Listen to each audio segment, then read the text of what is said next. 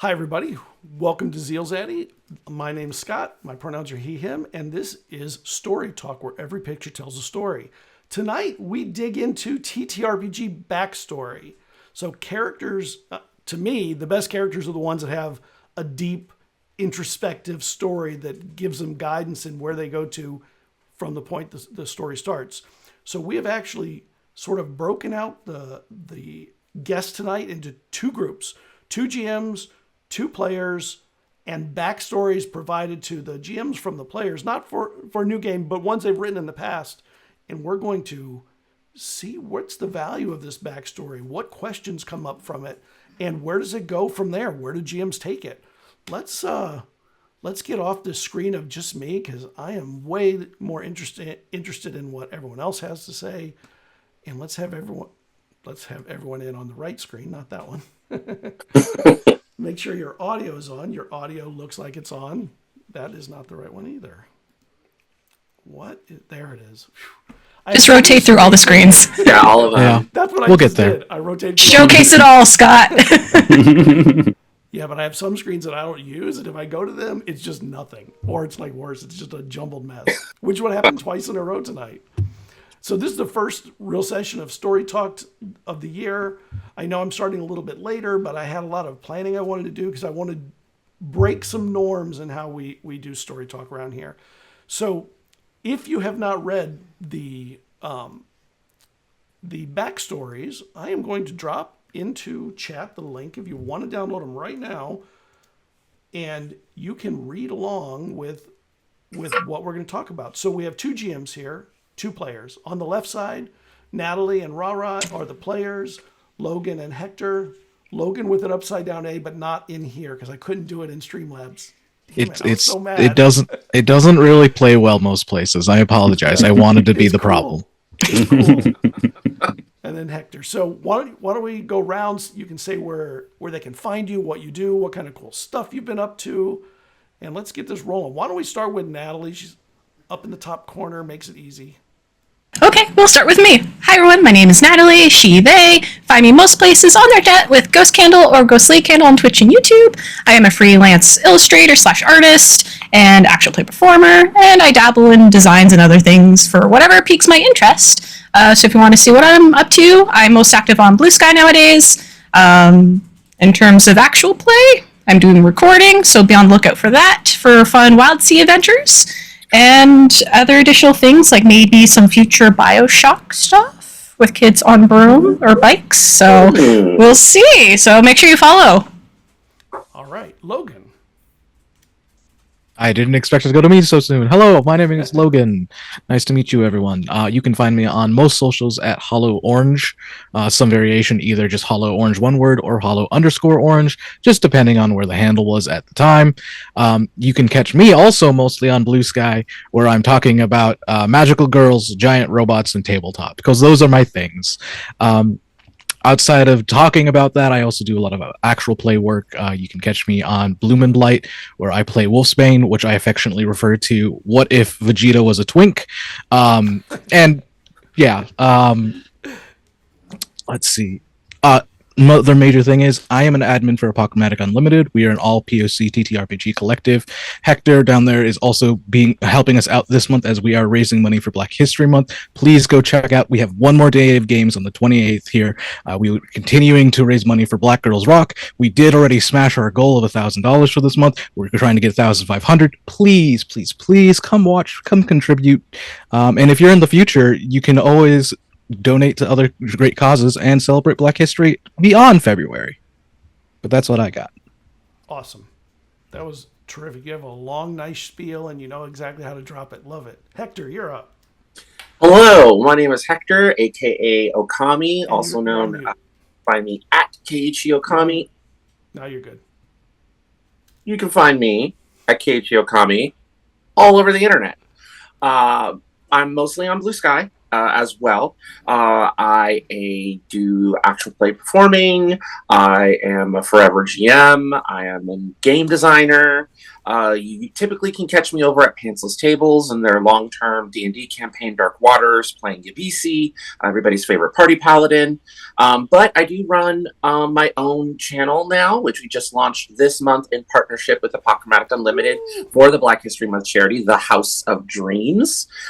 We just wrapped up an amazing Wander Home 4-episode, 4-shot series, which I am proud to say we're going to take a week break and we're going to be continuing it, raising money for another charity, for Project Hope. So if you see this in the future, please stop by the House of Dreams. We're going to be continuing to raise money to benefit and help the people struggling in the California wildfires.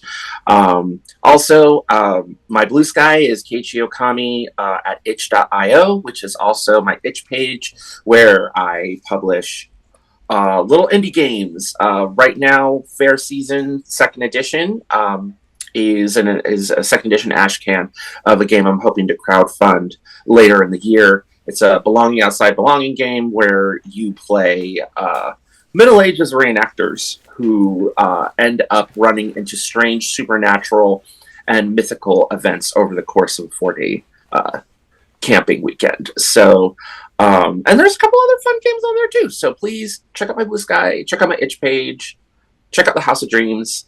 I love sharing stories with people. It's my passion. Wonderful.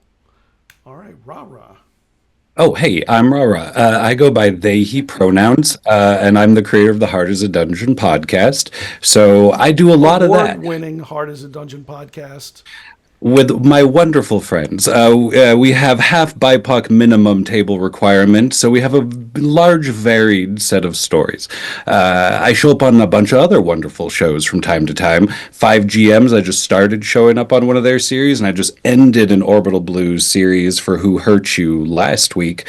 So I show up here and there. I'm very happy to be back on ZealZaddy's channel, where I played my first human ever in the streaming community about a year ago. 15 months ago. Was it that long? Zaddy, let's bounce it to you. All right. Well, you know who I am. This is my channel and my favorite show for talk and digging into all the things that I can nerd out in TTRPGs. If you haven't caught on to how this works, if there's something I don't know anything about or I want to know more about, there will be a story talk soon about it, because I don't know enough and I'm always trying to learn more. And the best place is to find people who are good at things and love them. All right. So we have GMs and players. They're not antagonists. They're protagonists. They're on the same team. So I'm going to assume everyone did their homework. By the way, anybody in chat, if you read the information or you have questions, drop it in chat. Just put a Q or a question mark in front. Makes it a little bit easier to find. And you can use the clip command, which is !clip, to save like a favorite clip from the night. I love getting those. I love seeing what people find interesting. So why don't we start with, before we get into the characters, I want to ask a few questions to kind of understand you as GMs and players. So as a GM or player, what do you think are your strengths and weaknesses that what makes you a great at whichever one it is you prefer doing? And why don't we start with, let's go with Hector, and then you can go, everybody can just jump in whenever they want, or even ask other questions from others. So what makes you?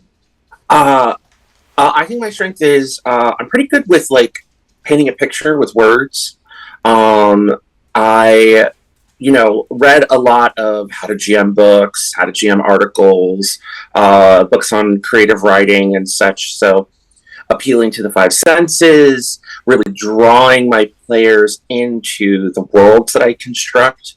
I love doing world building and building NPCs, like big, huge casts of NPCs for people to interact with.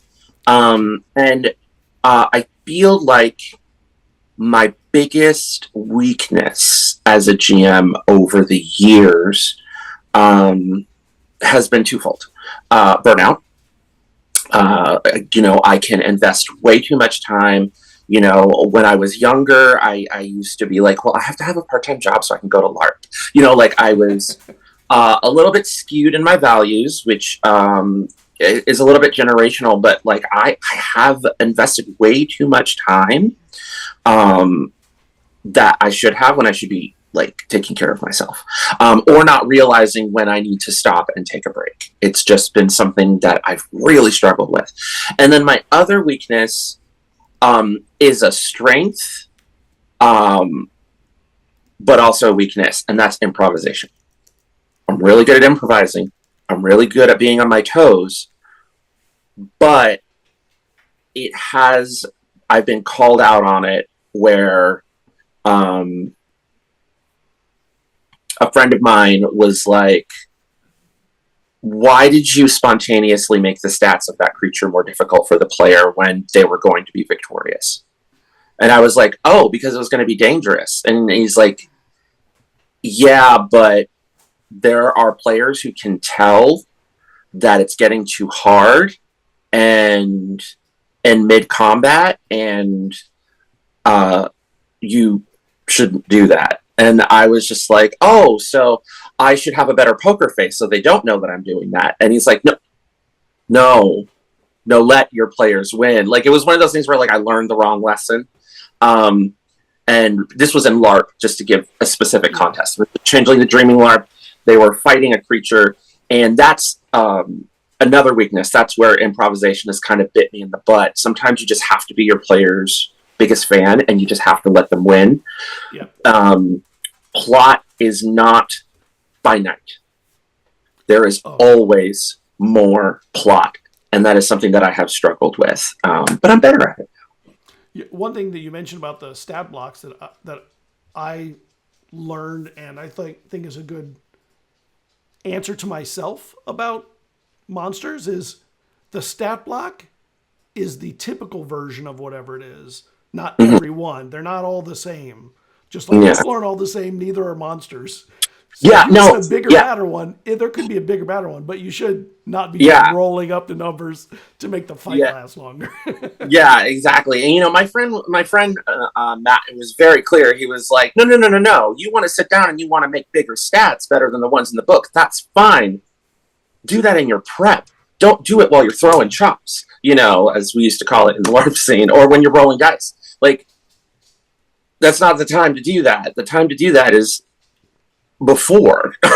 So, like I said, sometimes improvisation is a strength, but it can also be a weakness if you're overly concerned about running out of plot. All right. Who wants to jump in on their own GMing or playing? Or playing? I'm a pretty bad actor. I've never been in theater. If you'll watch me play, I usually narrate what my character's feeling or doing versus acting it out. I discovered that pretty early and just lean into my strengths versus other things. I'm not very good at GMing funny either. I can provide like a canvas where players can be funny, but it's hard for me to think of ways to make a situation more funny as a GM. Strengths, I'm very good at juggling players. I'm mostly juggling about 40 players at any given time. Every day I make the rounds and poke them oh, if you could please get to that form in the next 2 days, that would be great. And then 2 days I come back, I'm poking you again. Yeah, most of the time. But that comes from community organizing and mutual aid organizing. Organizing people online is so much easier than getting 20 people in person. So that's a strength. Narratively, I'm very strong as a narrator. I lose a lot of that when I get too into mechanics. So that's why most of the games I turn to don't have a lot of combat or things of that sort. Yeah. I come from a poetry publishing background, not a theater or TTRPG background. So most of everything I run is for the story to happen versus we're going to get them in a cool mechanical gotcha moment where they will be geniuses and come out of it. That's not usually how I plan things. Have you ever played a poet? Oh, I have. Even if I didn't know, actually. most of my play as a player, actually, one of my strengths I feel is seeing the full circle, like the GM being able to call back and tie together and bring something from session 1 up in session 8. But I think that's just the GM seeing the forest and not as much the trees sometimes. But yeah, that's pretty much where my strengths and weaknesses are. I'll popcorn it. Just kidding. I'm not going to popcorn it to anyone. You have no control here. I'll take control of the situation exactly right now. Did anyone else get the feeling of like a job interview? Like, what's your strength and weaknesses? A little bit. That's what I was That's feeling. totally Like, where I stole the idea. It was from Listen, looking at job interview things. I have had the same job for like the last 7 years, and I'm terrified of losing it. But you know, that's one way or another. I work for the government. Anyway, hi. Yeah, don't worry. We're all ducking out. Yeah. I would say in terms of strength and weaknesses, my biggest strength has kind of come from where I was forged in the tabletop fields of running D&D for 10 years straight. So a lot of that came down to me realizing that it's okay if the strength of realizing it's okay when your plans screw up and moving on, and instead of becoming flustered, because I've had very early on a lot of nights that were like, I don't know what to do, guys. You guys completely ruined my plans. There's nothing going on here. My prep work is completely non-existent for you guys destroying the dragon within 2 turns. So I don't know what we were going to do for the rest of the night. To eventually going like, oh, sweet, you killed the dragon in 2 turns. I can finally get rid of this big old mat. I don't care about that. Okay, implications. Who's filling in the power vacuum? There is a dragon missing. Something has to fill that. Is it you? Do you guys want to be the dragons? And then moving on in towards accepting that every loss is an opportunity for something new. A negative I have, probably my biggest, is that I monologue sometimes. I realize I will monologue sometimes for 10 minutes straight without realizing, are the players even listening to me anymore? Am I making any sense? Where did I lose them? And then thankfully most of the time it's like, oh no, this is great. You can keep talking. And I'm like, okay, but I want you to talk because I think it's more interesting when you talk.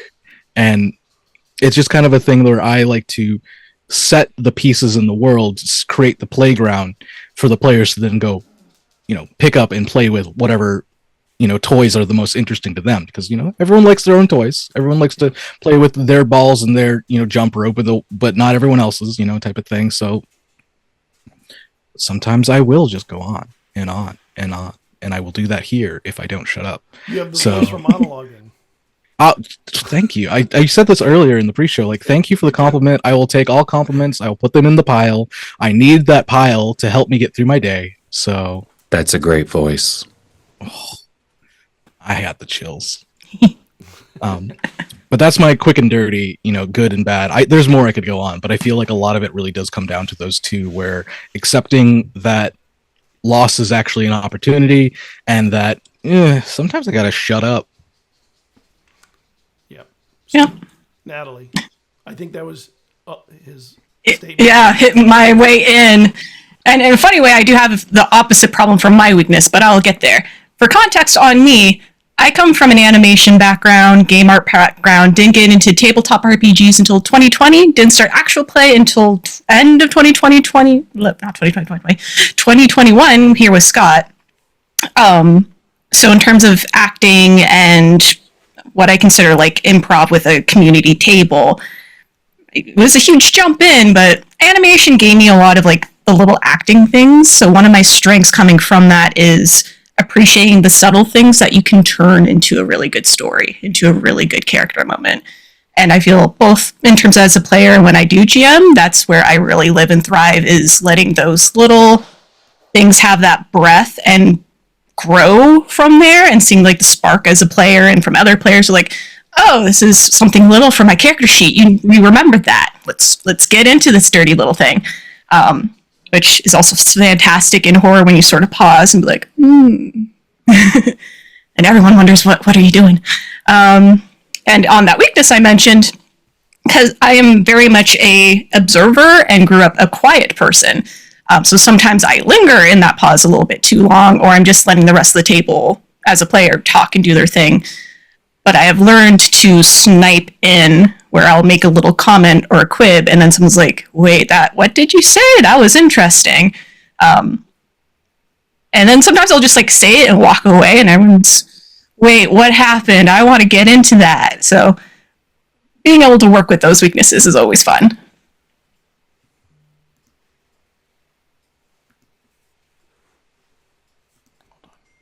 Hold on one second. I lost audio for a moment. No, not the audio. Anything but that, Scott. Let me see if I'm back now.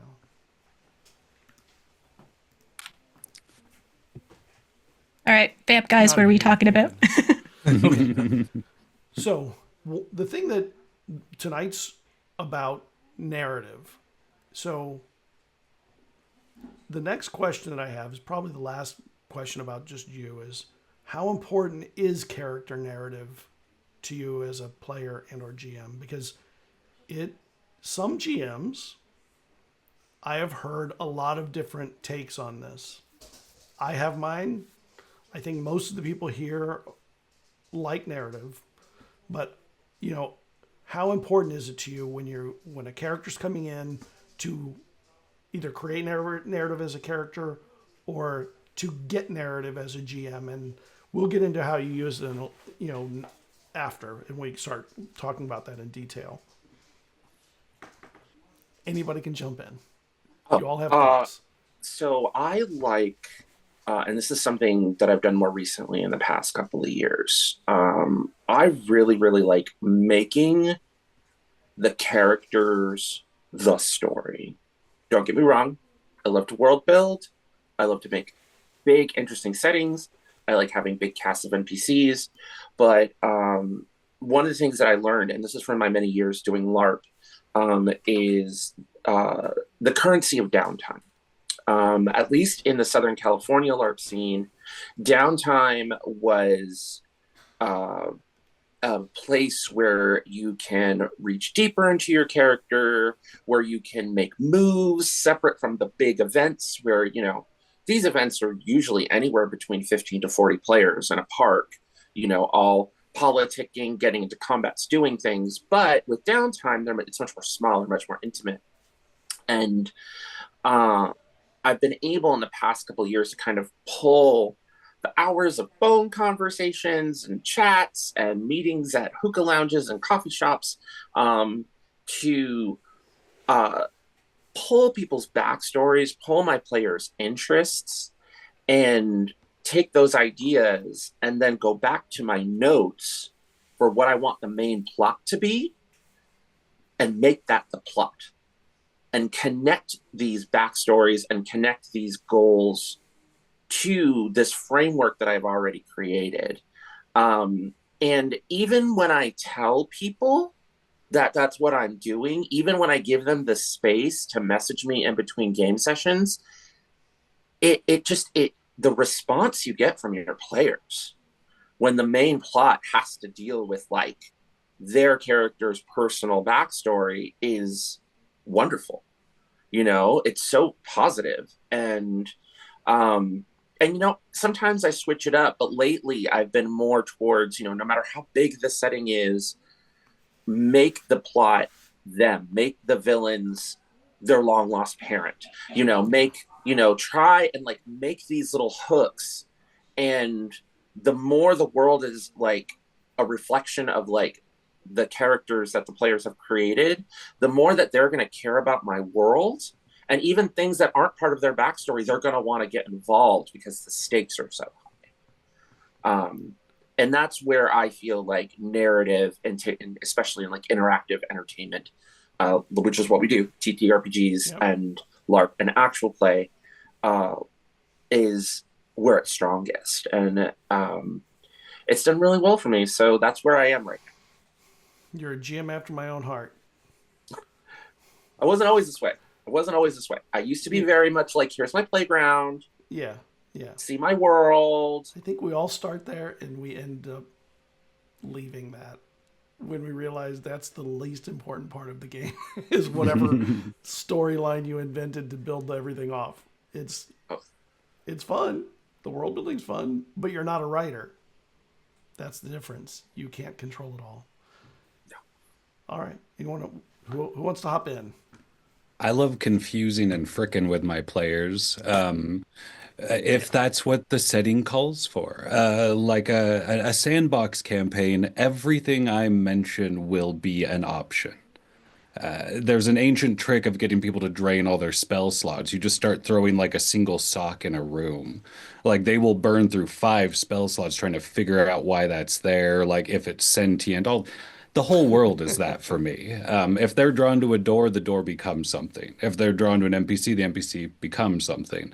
I make everything an option most of the time. Pleasure in West River, our current series, has been really fun for narrative building because it's 14 players in the same city while a thing happens at dusk. So prepping that, I went to each one of them. I'm like, you can be anything you want. You could be a plumber, a teacher. You don't have to be human, but something will happen at dusk. So most of them just told me what an average day would be like. I'm gonna go get coffee and take a walk. I'm like, okay.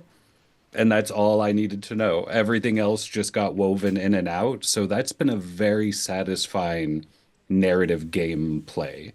If I'm just doing those series, which is just one-on-one, you get 50 minutes, like you better make it work, kind of. Everything is built to be a beauty alley-oop for them, basically. Like I'll design a setting like, oh, those are the cliffs of doubt. That's the forest of friendship. And they're just very easy. Very Princess Bride there. Yeah, it's kind of just to set up monologue-based players to be able to play off of their surrounding. Oh, well, I'm standing here near the cliffs of doubt. I've never been more sure about you. Like everything is just set up that way. And I do it very intentionally, just to be able to give my players a moment to slam dunk. If we have more than one session, my agenda changes a little bit, and I become more of an unruly narrator from time to time that they can't trust all the way. If you get one episode, like we are locked in, like I'm trying to make you look as cool as possible, and the whole world will take a knee to that, basically. And you'll die at the end, but it'll be still cool. Like it might be cool. Thank goodness. I don't know if that was the question, but I just wanted to tell you about that, Scott. It answered the question. Quick question, Rara, did you say unruly narrator Yes, versus he did. unreliable? Yeah, Yes. I'm dyslexic, but sometimes I just go with it, and But a it poet. just matches my Willy Wonka vibe a little bit. Okay, no, I love it. I was just like, I'm making sure I heard correctly. Like, yes, let's all be more unruly. I'll go next. We're forming a pattern, whether or not we know it. So for me, when it comes to like narrative of their own original character, this is me giving some Logan lore. I mentioned early on at the top that I love giant robots, and that love really formed in a video game series from Japan called Super Robot Wars that until like 3 years ago never really got its footing in the United States. I mean, technically it did, long story. But when I was a child, I found this game where they did a bunch of crossover of various robot anime into one turn-based strategy game. That was when I was like 13. I'm 34 now, so I've been a fan of the series for 20 years. And one thing that it really taught me was you can have this really big overarching like narrative that you want to have like be the main plot points, but every player, every character like from those games has their own world and their own story that they also have to experience. They also have to go through those moments of growth. And I really enjoyed that. And one thing that that game really does is that it's like, yes, we have a big bad guy over here. You can see him doing the big bad over there, but you got a lot of time before the big bad becomes a really big problem. And when they become a big problem, it's really impactful. So you're going to feel like the need to take care of it. But those in between moments, Hector, you kind of mentioned like those downtime moments are really important to help not only establish the importance of why a certain character acts a certain way or has a certain incredible power or daring responsibility that they need to fulfill, and focusing on their own narrative, even if it's because it's a turn-based game that I'm getting this whole metaphor from, excuse me. You have a stage where everyone is set and you have to fulfill your role, and when you have fulfilled that role, like we then reset for a new stage, and that's going to be a different story with different actors, and we're going to have a bunch of people do different parts. And that just means I focus on one character maybe per session, allow someone to shine. So when someone comes to me with a background, I can go, awesome. How am I going to give you personal villains that you can overcome? Or, I mean, how can I challenge you? Because sometimes someone doesn't have a villain in their backstory. Sometimes they've already overcome that villain by the time they've come to you. So now it's time for you to go, great, you overcame adversity. Here's more adversity. Yeah. So. Very nice. I guess I'll focus this in on more from player perspective. For narrative, I thought of this earlier today as I thought about this talk, is working with the GM. I think of it like building the character charcuterie board, where the GM comes in with the board, that's the setting, that's the world, and maybe they brought in the cheese, that's like a bit of the story or whatever events are happening in general. And then as a player, the rest of it is me with my character, figure out what's the meat of them. So what core motivation, stuff like that. The nuts, which, the conflicts in them, which is, I feel, important to have a bit of conflict whenever you make a character, because that adds to motivations, that adds to how they react, because the motivation may be their action, but flaw is their reaction, in my perspective. And just things like that. One thing I always love adding to help with narrative is like a little habit or a hobby, because it reflects that extra bit of character. Scott has experienced me in the past where my first character ever with him, I had my character get into journaling. Also helped him because he saw the inside of the character from the journaling perspective and helped with recap. If you have a player that is a journaler, have them do it as a Google sheet so you can read the journal and feed your mind with ideas to mess with them back. It was fun because I had God, so for that particular character. That's super cool. Which I keep as insight for me personally, is I keep an active document, even the one that everyone will see tonight for my particular character.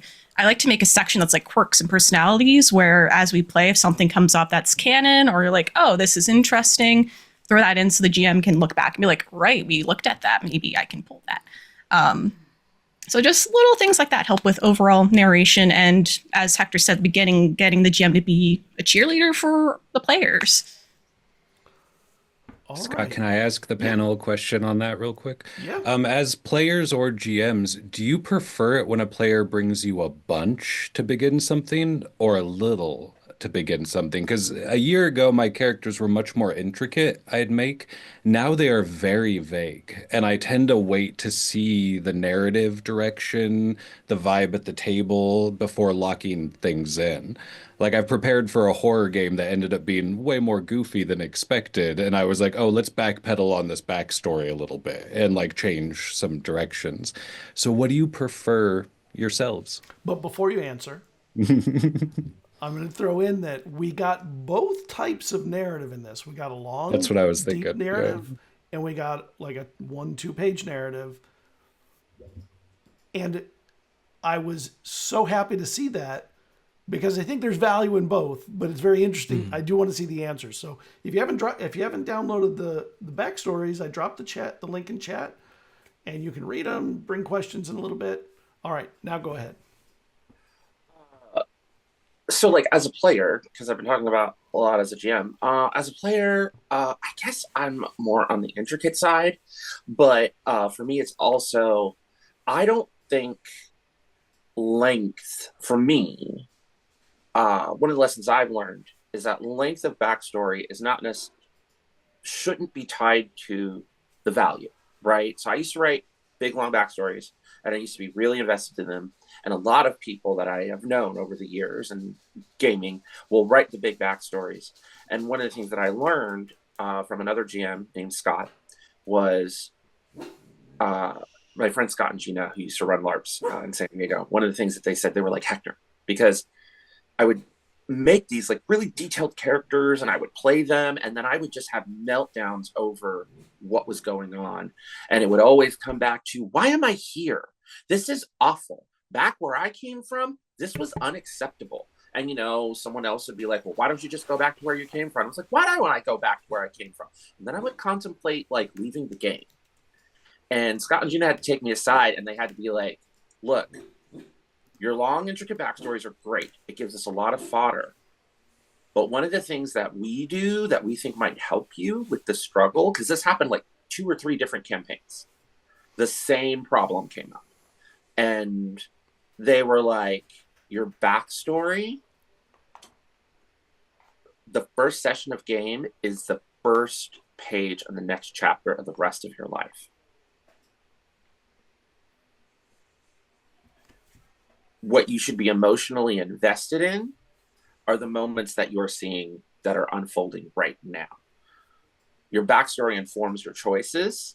They don't inform everything. They also said, don't make where you came from better than where you are. That's Because a good line. Because Yeah, if that's you make where you came from better than where you are, you will not be invested in staying where the game is set. You will just leave. It won't make any narrative sense for your character to stay. Because why not just go back to where you came from, where people were nice, people loved you? You know, why would you stay here? So all that pontification to say is that I like doing 1 or 2 page backstories, but I also like keeping in mind, no matter how much I write here, this is not where I want to be. I want to be somewhere in the future. You know, it is the last page of, you know, the life that I left. As a GM, I like both kinds of backstories, because with the longer backstories, I can immediately start building things. But with the shorter backstories, I can bounce back and forth with the player in between sessions and fill it out as it goes along. There's more space for myself and the player to have back and forth, to kind of breathe, to kind of create some new hooks collaboratively between the two of us, to draw in and make it meatier, as it were, to make the charcuterie board bigger. Because I can be like, well, I have this, do you like this? And then, you know, Rara, for example, can be like, well, I have this. And then, you know, and then we kind of sort of take this sort of lighter backstory and then just make it bigger, because maybe there was less interesting things going on in that character's past, you know. While the player that has the longer backstory will be more immediately tied into the plot, while the plot may be something that changes the other character more. You know, am I making sense? Like, I like them both and I work with them both. But I do different things, if that makes sense. One could be like a story about a hero, and the other one's a story of someone becoming a hero, like exactly, quote unquote, yeah. Exactly. It's or like, a villain. It's like in Last Hope Transplanter, this is my becoming, right? Like, the story we're running is their becoming, as opposed to this is the next chapter in my epic. You know, it's neither is bad, and it's great because I can tell both of those stories at the same table, and not everybody else gets to be so privileged. Yeah. I have a very, like, in terms of like what I like to receive as a GM and what I like to put together as a player, pretty much the same thing. If you're gonna make a character for me, or if you're gonna see me put a mood board together or whatever for my character, it is going to be what is directly inspiring them. Probably less than a paragraph. Like, it is going to be a couple sentences. What are my general idea of what I want to be going on? Because a lot of what I have in terms of like character growth and background is kind of comes out in the session 0, where like, I want to play this character, I like to do this playbook or this class or this whatever, because I think this cool thing is happening. And that session 0 being a group thing really helps then let player A build up player B, that helps build up player C, and then player C has this really cool thing that they want to try out, but they weren't really sure where everyone else's feelings were on that. But now that, because we've all talked about it, they're like, hey, can I push this? And I like it, versus where I've had tables where I've run open games in cons before, and those are fine. One shots at cons are great because they're a good way to spend your time in the afternoon. I one time I have this very beautiful memory of a father and daughter playing D&D for the first time together. This like little 8-year-old girl and her dad who has been desperately trying to find some connection with his daughter. And I got them through a classic escape a dungeon environment and they had a ball. And I loved that. But there weren't really any meat to those characters because they didn't have a chance to like, how did we even get in this dungeon? It was D&D, so I basically said some drow kidnapped you and you're enslaved. You got to get out of this shit like as soon as possible. And instead kind of just prefer, this is what the story we want to tell. What is your character bringing to this story, and what do you want to explore with that character? So a long 10-page, backstory, that's great. I don't know how much we're going to touch. I don't know how much I can incorporate that while giving everyone else equal share of this story, because you don't come into the story as the main character. You come in as an ensemble. So yeah, I'm gonna hop in on this one because I think it's a good question.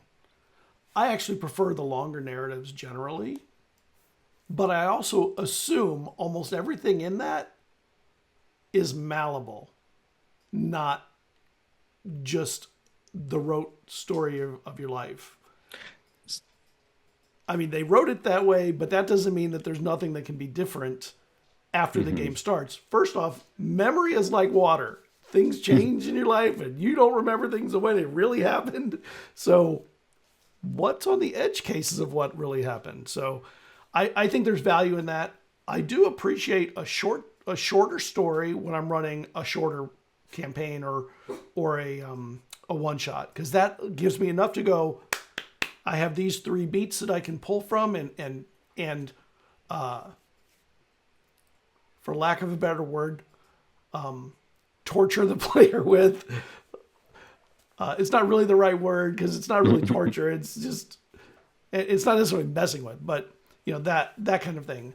But I also think there's, when a player writes a lot of narrative, I think there's things that they've written in there that are secretly them in their character. And once you get to know a player through playing with them, you kind of see the things that are important to them, but also the things that are fair game. And I think that's really a fun thing to do is kind of, as a GM, there's joy in divining those things from it if you can do it, and use that as a way to really help them love their character more, because that's what you want them to do before you kill their character. As sure. when I play, I've also noticed the less I know about the world, the more I put into my character.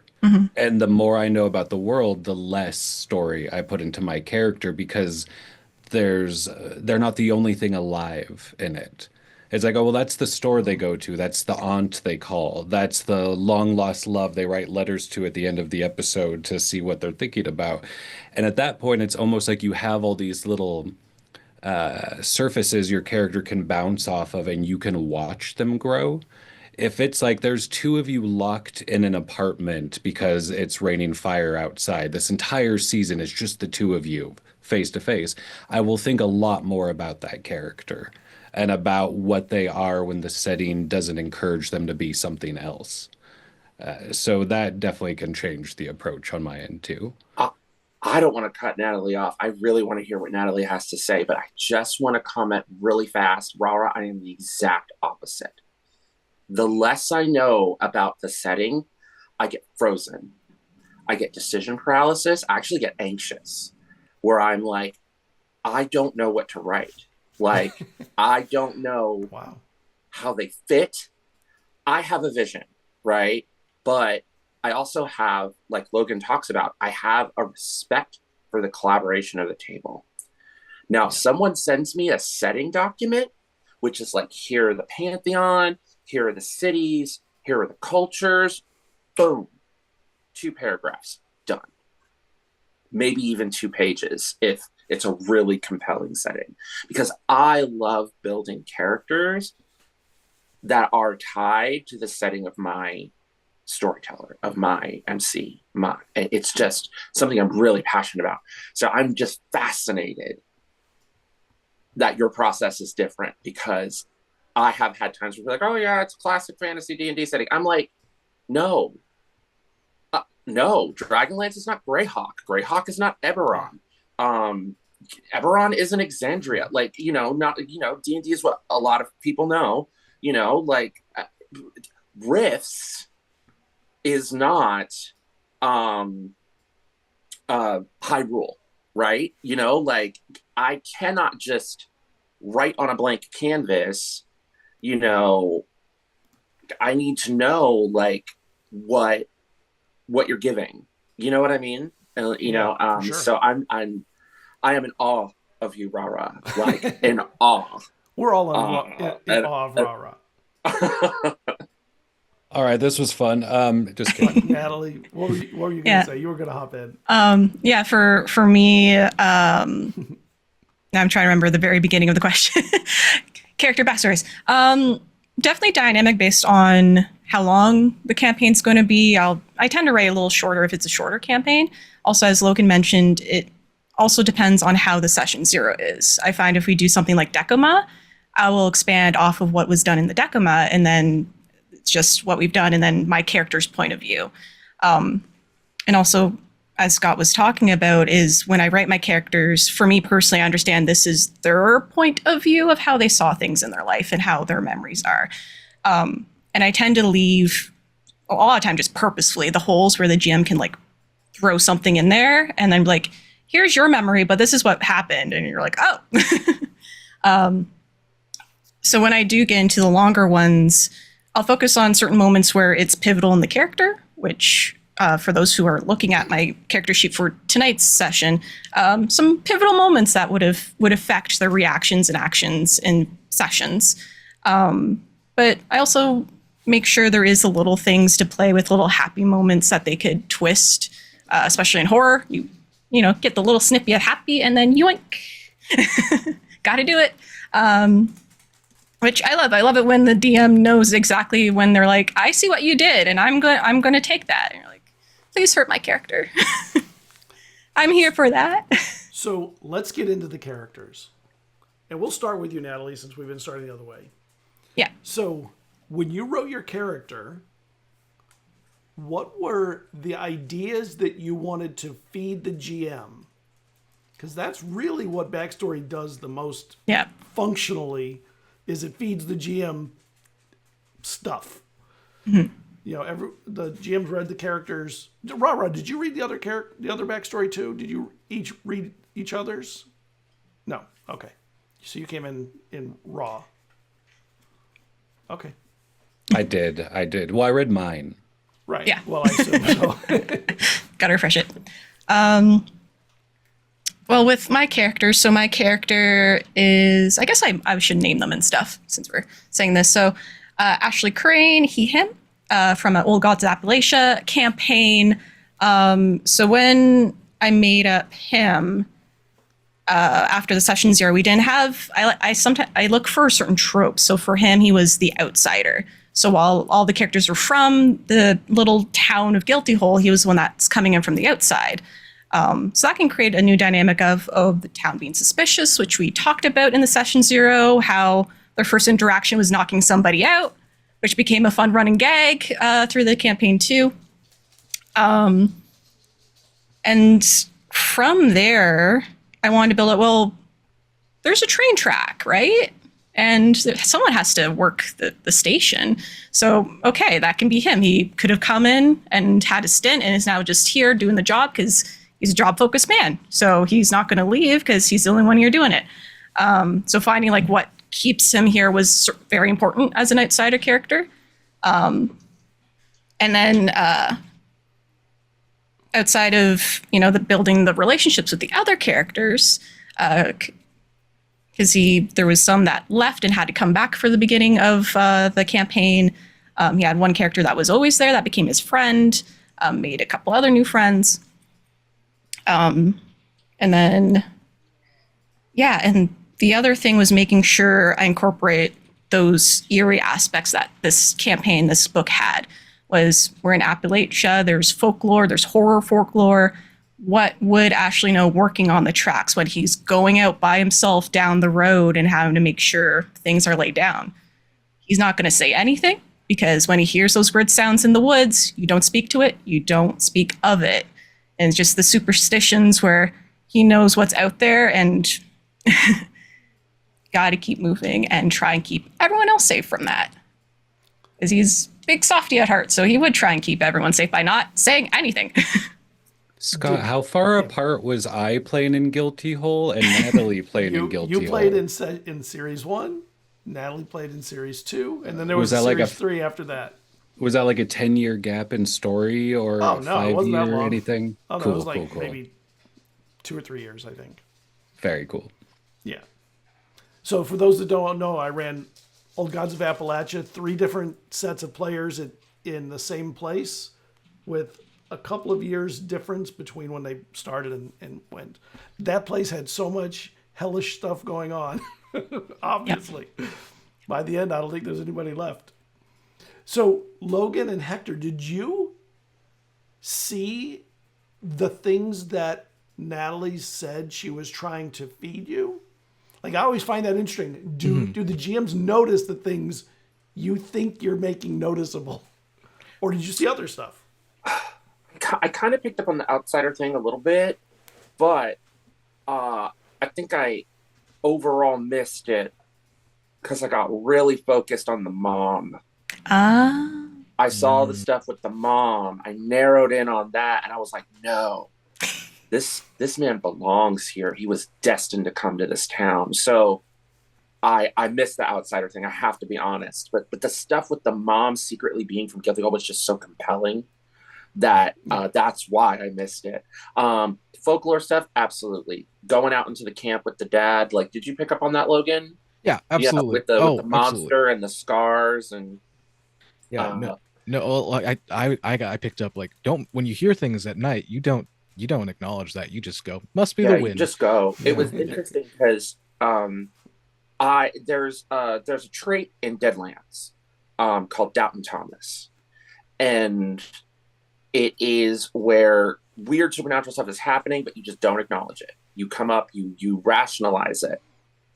But Doubting Thomas is very, like, within Deadlands, is very, like, you just don't.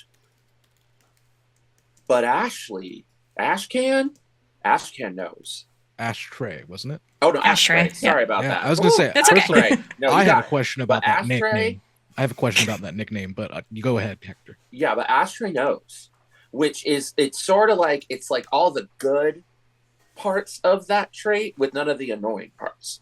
You know, it's like, like, you're not oblivious. Those scars are real. I love that. I thought that was a great way to interact with the folklore and the horror of what's going on.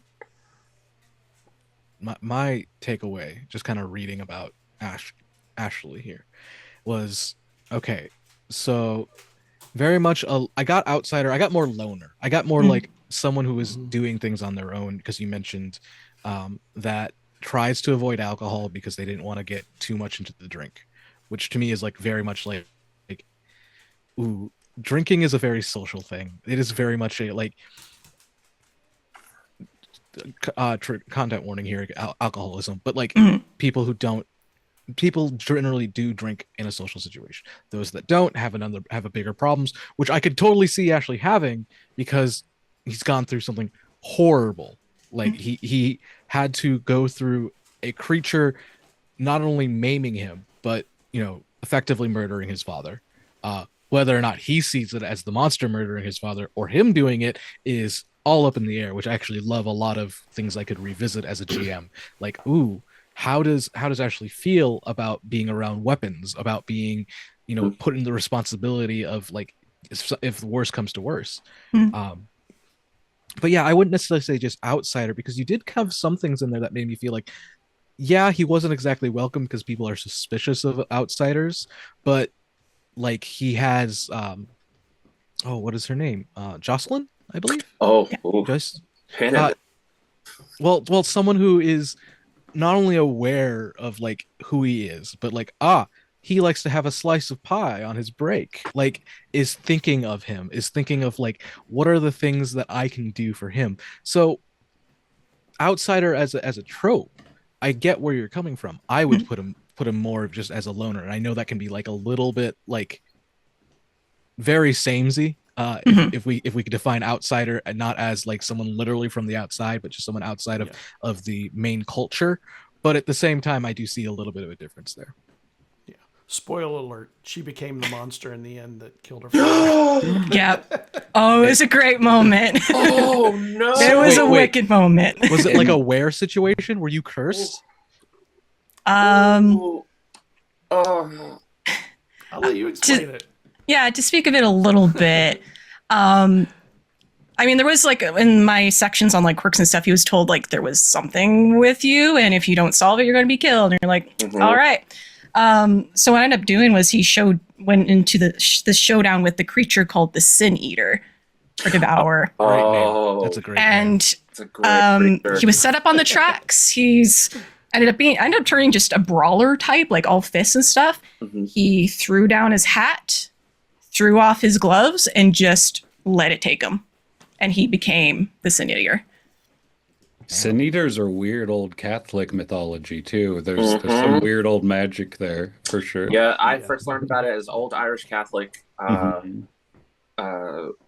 mythology. Like, ooh, Y'all gonna make me Google things now, aren't you? Yeah. Looking at Ashley's sheet real quick, I would, if I was GMing it, I would very much tie into the one with survival skills, also being the loner. And the handyman skills, the soldier skills, because it makes your community depend on you when you don't want anyone to. So that would be like the big red target on Ashley's back for me. I had a whole nother idea in terms, when I read Ashley's backstory. First thing was, question, was that a oh my gosh, the Man in Black country singer?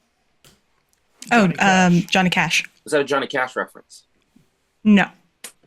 Okay, I was wondering because Ashley really jumped out at me, and then when I kept reading the description, it was a man, and I was like, "Is this a boy named Sue situation?" That immediately popped into my head. I thought it was. I thought it was a reference, but it's. That's interesting. No, it's a great reference. And then you had this contentious relationship with the father, which also felt like another like Boy Named Sue like reference, because Boy Named Sue is all about resenting the dad. I'm Southern, so like so much about about what your character had. Like I would bite into it because I've lived in Western North Carolina. On and off in my life. So like I've experienced those woods, I've been out on train tracks. I know that the idea I had, instead of Jocelyn was her name, right? The idea I had was Jocelyn is the love interest. And I was thinking something like, are you familiar with the musical Hadestown? I would have gone Hadestown with it. I would have gone and I also would have tied it into, I would have had a strike. I would have had Mother Jones leading a rail worker strike. I might have had Mother Jones, the historical figure, show up as a NPC and ask Ashley for help because I was getting a slimy feeling from, what were they called? The brooks? The brooms. The brooms. I didn't like the brooms. I was getting bad vibes from the brooms. And I kind of like the idea of the brooms maybe tying with some dark supernatural stuff. And, Ashley having to make a choice either to like stand with the railway workers, Jocelyn wanting to leave town, maybe Jocelyn being kidnapped to kind of complicate things. And I would have tied it up into a story where the two of you end up like leaving. And those were the hooks that I saw in that backstory. And I loved it. I really liked it a lot. And that's what I saw. Logan, what did you see? I saw a lonely man who was just trying to get to the next day, whatever that meant. And then probably the other big thing is because he did crave friendship. He had friends. Mhm. I would want to see like what about them drew him to them and like vice versa. What validated that relationship when everyone else seems to just outcast him. And maybe more exploration on that pocket watch because you have a pocket watch that has a blood stain that doesn't go away no matter what, and that is from like my favorite form of supernatural is kind of the like low stakes but weird. Yeah. Just as much as it's cool that there's a wizard that lives in the tower down the way, I'm very much more of like, I got a weird trinket. It has a weird thing that it does. Yep. We don't know why. With that pocket watch, he looks at the same time every day. Yep. Which is it's like its own supernatural curse. Like it is a cursed watch in either like literally or figuratively, where you are compelled to do a thing, even if that thing doesn't really impact the world. Just kind of you for a moment there. And I kind of would have, I think I would have kind of leaned into like the blood in the watch and just like the time on it, and maybe have a certain series of events where more creepier and weird things occur around that time.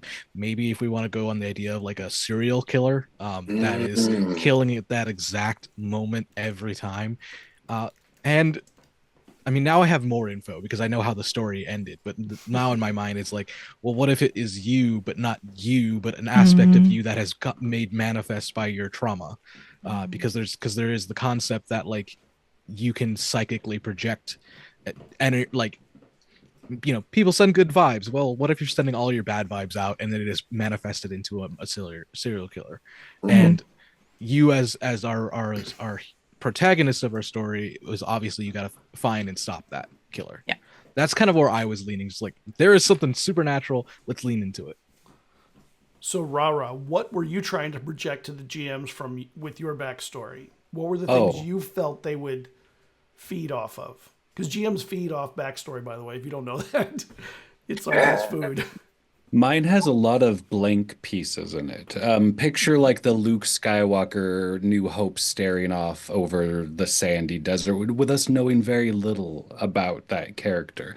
Our Brilliant Ruins, a different world, like metals corroding, the sun's doing it. It turns people into monsters if they're exposed to too much of it.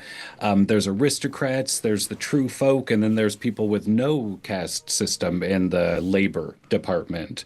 It's a very cool system. If you're an aristocrat, you have more resources but less skills. And if you're the peasants, you have more skills and less resources.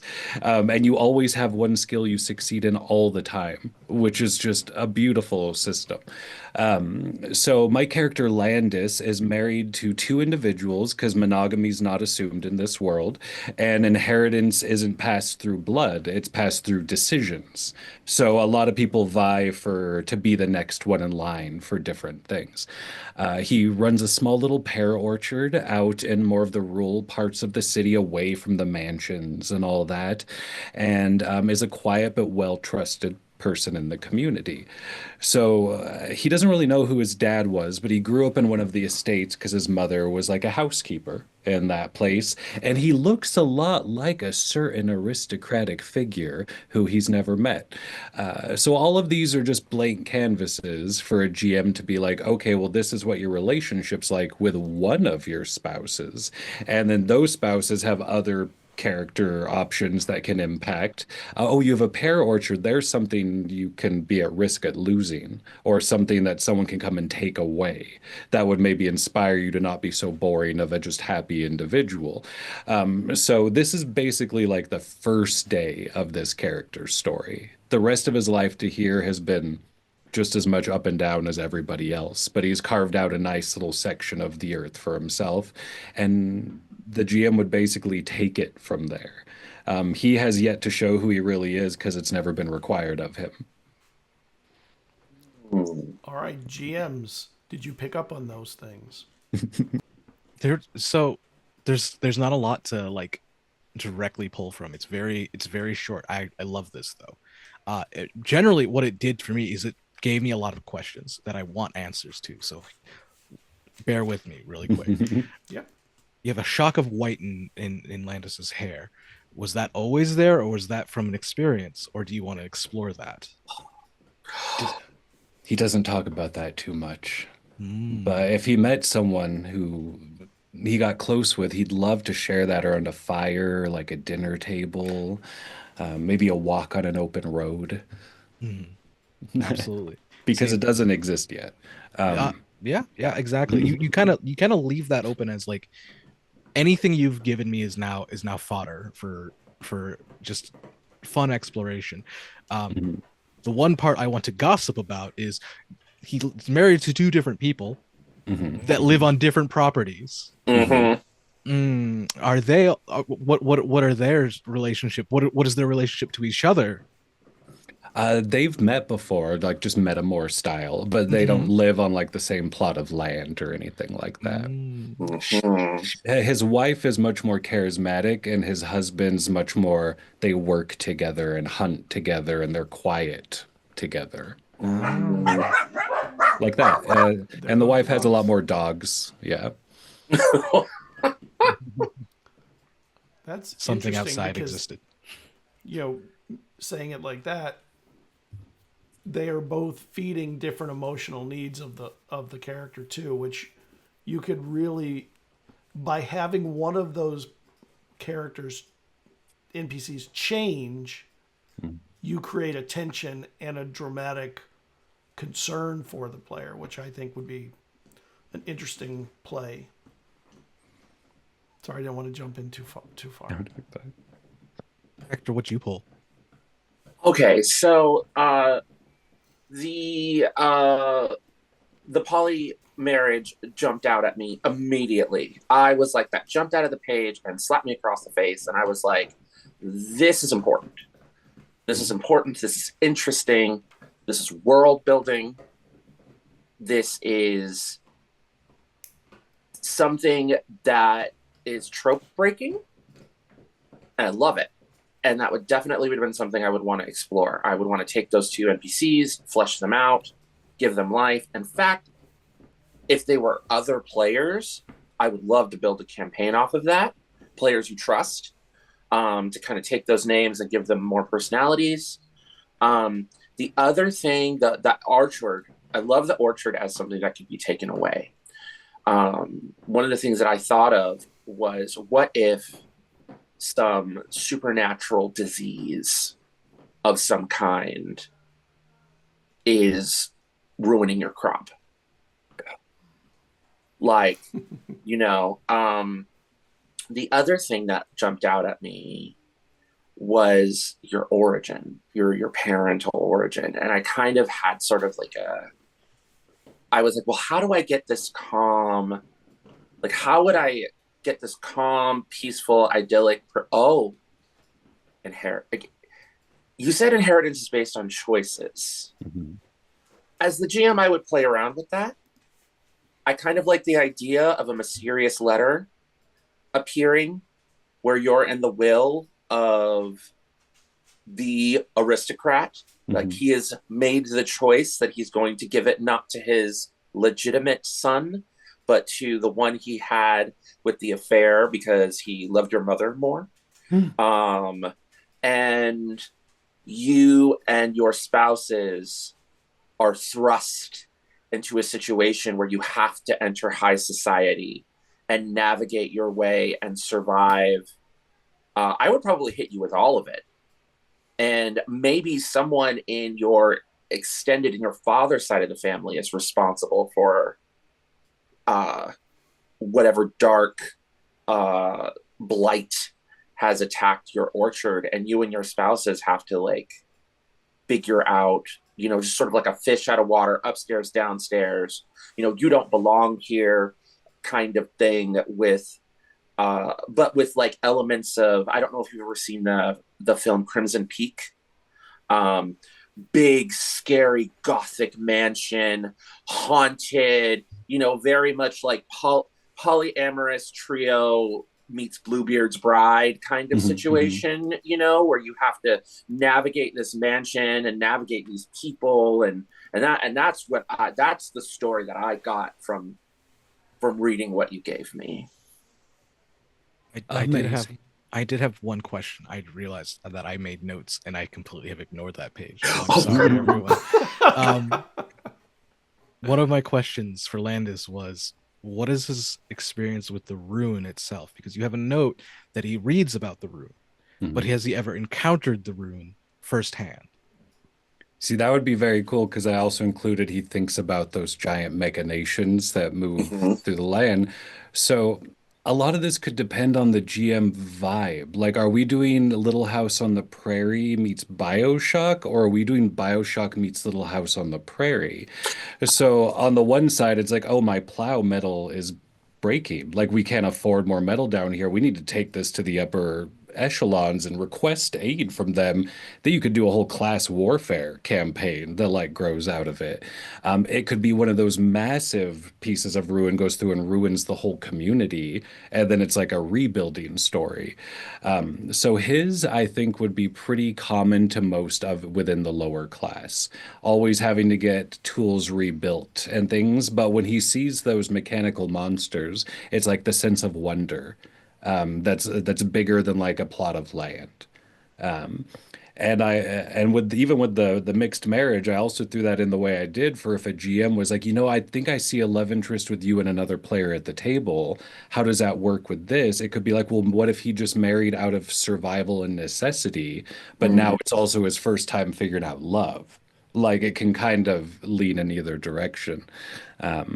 If anyone wants to run this podcast, I would love to play Landis. I just don't have the time, but I really want to.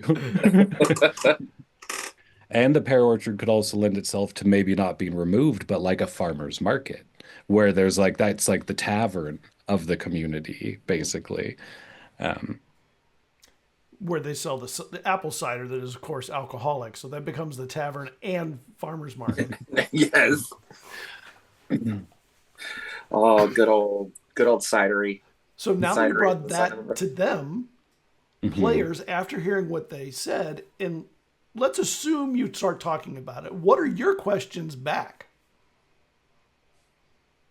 Because this is interactive. It's not one way. It's not only GMs to players. It's both ways. This will go with me. So we talked about a little bit of, I guess, Jocelyn, which I find interesting because a little behind the curtains on the actual play, she actually did not appear in our campaign, which was interesting. No, I saw it, but I was like, there was so much meat and there were so many other players. Yeah. You just can't get to everything. And we did have at least one player with a strong, like, romantic in their background. Yeah. So You I guess- gave me a NPC, and that's enough for me to want to bring them up as important, because I think when a player builds an NPC, it's they want to feel that impact of them in their life. Especially if you don't put deceased next to them. If they say deceased, then I'm like, okay, fine, I can't do anything anything bring up the memory. But like I latched on because as soon as you have someone else that is important to you, it's someone worth fighting for, or finding the good in the world that's out there. Yeah, I'm gonna echo Logan's sentiments. I am a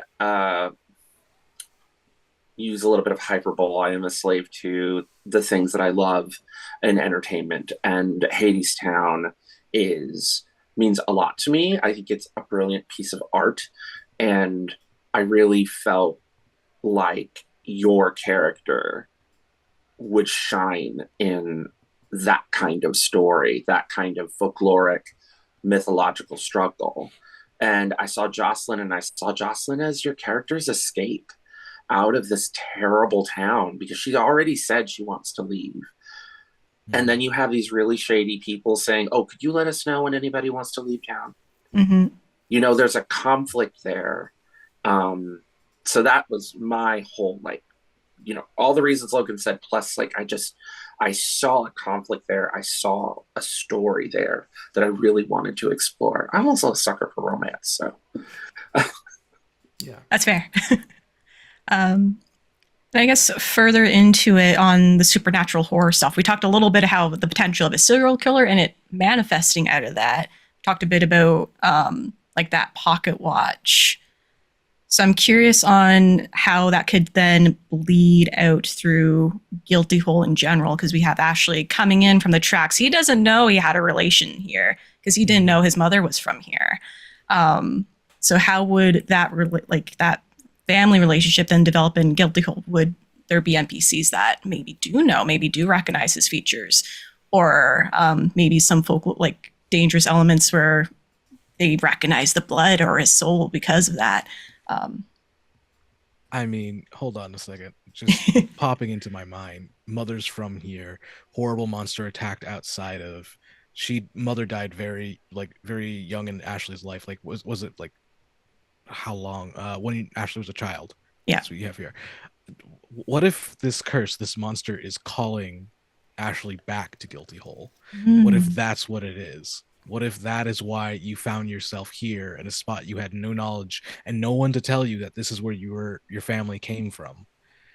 It's this curse that is slowly telling you it's time to come back. Cue image of a pocket watch, you know. Generational curse. That's what I think. A generational curse. Something that your mother was trying to run away from. And it claimed her. It claimed her with sickness, but you got the blood. You got the blood. It would also tie to the fortune teller telling you that until the corruption is gone, this is the end of your line. Ooh, that then kind of leads into like, if this is a family curse, is it something that your mother did? Is it something that maybe parents or even way back there? And now it's time for you to come and correct this dark misgivings. Ooh, the creature. Logan, you mentioned the idea of the manifestation of trauma, right? What if the creature is tied to the curse? Well, yeah, absolutely. I think the creature killed the dad on purpose so that you would go to the railroad and end up back in Guilty Hole. What if this is like a mega long game, like a circular long game? We could build off of this very easily because now it's like, what if the creature exists not to hurt you? It did hurt you, but not to hurt you, but to make sure you right the wrong. And your father was an obstacle in righting that wrong. And everyone else that is being killed by this creature is an obstacle to you righting this wrong.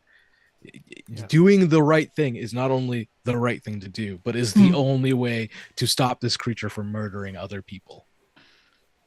It's a thought. Yeah. No, that's really cool. That's really cool. It's your game. You can totally do that. Yeah. And Jocelyn could be in danger from the creature because Jocelyn wants you to leave. Oh yeah, very easy way. That would very easy way to put someone you care about in danger. Very very classic, Princess and the Knight scenario, but like can be more like creepy and obviously with Appalachia and just like I don't know if you've ever been in that area at night in fog, it is terrifying. So like I'm just imagining less dragons and knights and more of just creepy dirt roads. And don't whistle at night. Just don't, please. I beg you, don't.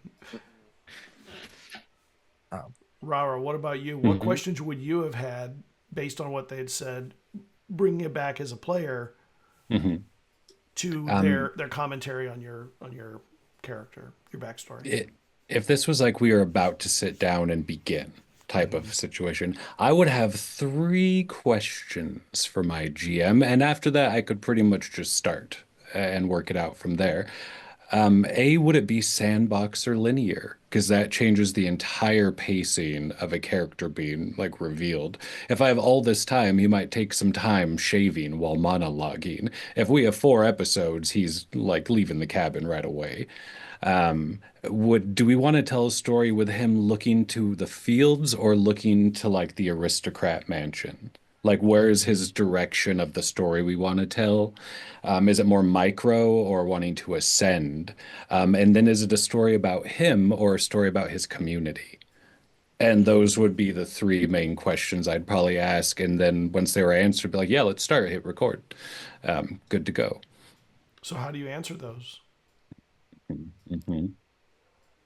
I hate sandbox. Not sandbox. No, I actually love sandboxes. Sorry, I hate linear Railroads. like railroads. That's the word. Words are hard. I hate railroads. I hate predetermined outcomes. I hate things like that. I like to let you as a player explore the world. I said early on we were talking about strengths and weaknesses, and one of mine, and I mentioned like, hey, I like to monologue so that you have toys to play with, and I would probably do that as well. We're like, okay, please pay attention in the next 10 to 15 minutes because there's going to be about a dozen things I'm talking about that you get to play with, all free game. If you guys all decide that you wanted to work into, like you mentioned, community versus kind of very micro type of story. If you wanted to do the community, I'm going to try and give you the tools that you can do that, or you can really focus in on your own individualistic story, because I think there no one size fits all situation. So I'm very open to what you want to explore. However, in that scenario, I think I would want to lean probably into investigating the aristocrats, because unfortunately I live very much in a idea of overcoming the higher, who's ever at top probably doesn't deserve it one way or another. Struggle is always taking from the top and slowly distributing it out to everyone else, and then keep on doing that until we're all equal, whatever that will be, whenever that will be. I can't tell you because the whole human experiment isn't over yet, so we'll figure that out together. But we can get rid of some aristocrats, some greedy aristocrats. Hector? Okay, so first is sandbox or linear. I would probably go linear. I kind of have a vision. And but also like the mansion itself, I think would be the sandbox. You know what I mean? Like every room would have a history. Every event there would be relevant to the plot. There would be a lot of characters to interact with. So I don't want to call it a sandbox so much as a fun house, if that makes sense, or maybe a dungeon. A haunted house essentially is what you would get instead of a sandbox, if that makes sense. There's a lot of really famous like novels, your classic gothic horror novels that just focus on the house. The house itself would be a character, if that makes sense. So I will go linear with elements of sandbox. The story would definitely be, I would really want to hyper focus it on your character's journey, particularly with your partners, about these people that are literally thrown out of their comfort zone, and kind of lean into that class struggle. And I'm also with Logan on this. People on top often don't deserve it. And I sort of like this idea of love being a disruptor. The love that was shared between your father and your mother being disruptive to the status quo, and the choices that your character and your partners make navigating a literal haunted house, where the dangers are both socio-political, class-based, and supernatural, and how the three of you deal with what's coming. I'm going to add another thing in that I think would be really interesting with that character. Polygamy is illegal. That makes all the society around you potentially a risk. Or even more specifically, you could say it's illegal for the lower classes. And even better. That's even Then that antagonistic view towards the aristocrats also. Okay, but from an anthropological point of view, though, that is a weird twist, because polygamy has generally been practiced among people of lower social statuses than versus higher, which instead just full on consorts is usually what they would just do, because there's a lot of from a legal point of view, marriage is a legal thing. You can view marriage as a very beautiful institution that you can join into. I'm not going to take away from that, but when it comes down to brass tacks, marriage is a legal thing. So it would be very fascinating to explore where, like, you're not allowed to marry at all, actually. You're in a With whole this- different More class. interesting. With this opportunity to possibly be becoming more aristocratic, and Exactly. about maybe not wanting to be, but then there's these partners. Mhm. So I love that Hector putting like the mansion as the main event. That changes the angle from looking from the mansion back to the fields The aristocrats versus looking pick your up. spouses, and you Ooh. broke the law by picking Oh. your own.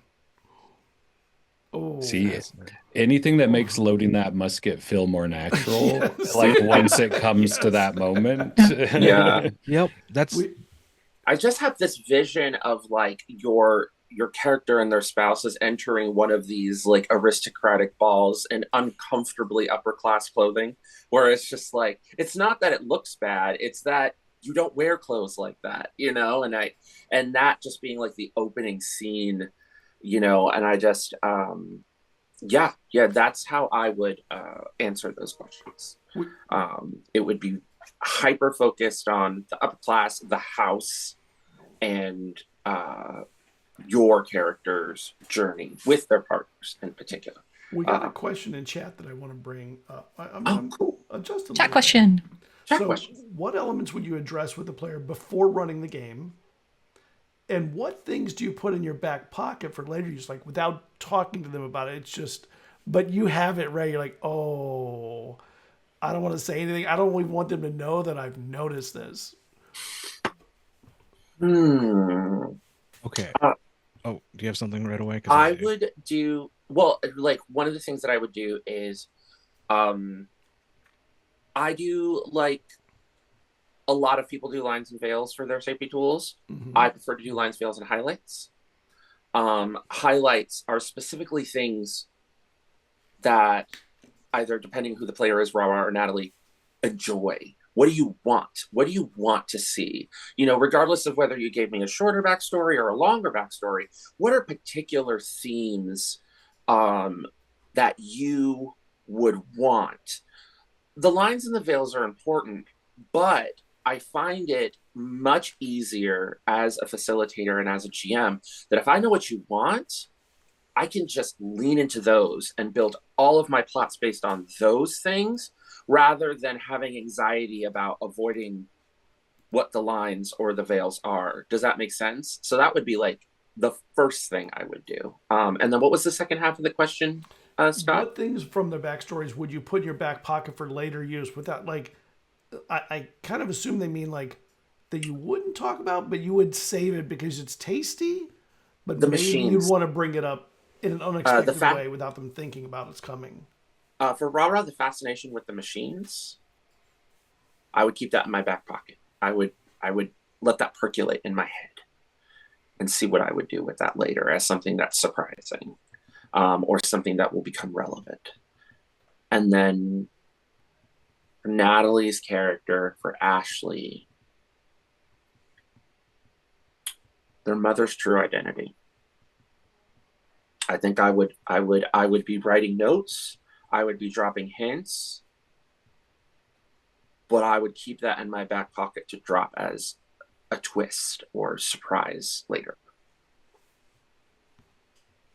What about you, Logan? So very similar. Lines veils. I have lines veils and enthusiastically yes, where you really want to explore something that usually some people really don't like messing with gore or whatever, but then I get someone who's like, no, cover me in it. I must become the Doom Slayer. And I'm like, okay, I'm fine with it. It's all cartoon violence in my head, so I'll do that. That's fine.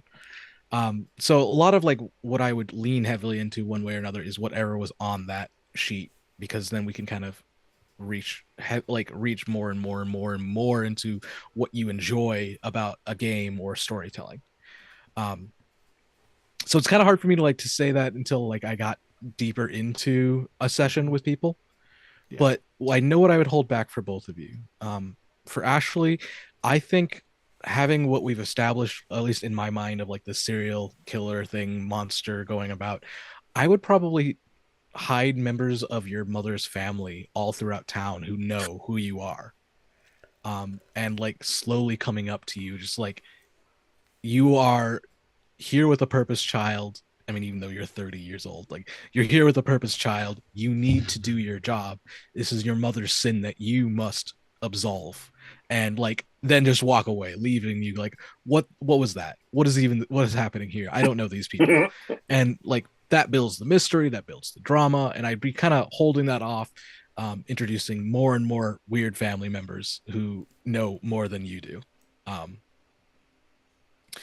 for Landis, I think the big thing I would probably do is very similar with the machines. I think one thing that, because I want to focus in like going towards the aristocracy and like challenging them, rebelling in one way or another. I think an easy way of doing it, especially because I know that Landis privately likes to read about these machines, is actually have maybe one of these machines being captured or under the control of an aristocrat, and have that slowly be leaching out into the world that one of them has figured it out and is trying to effectively land grab everything because they have power now. And that's something to be like, I have a world that I have built. I have built this orchard. I have a husband. I have a wife. And you have come here with your evil machine, and you are going to use it to take it away from all of us.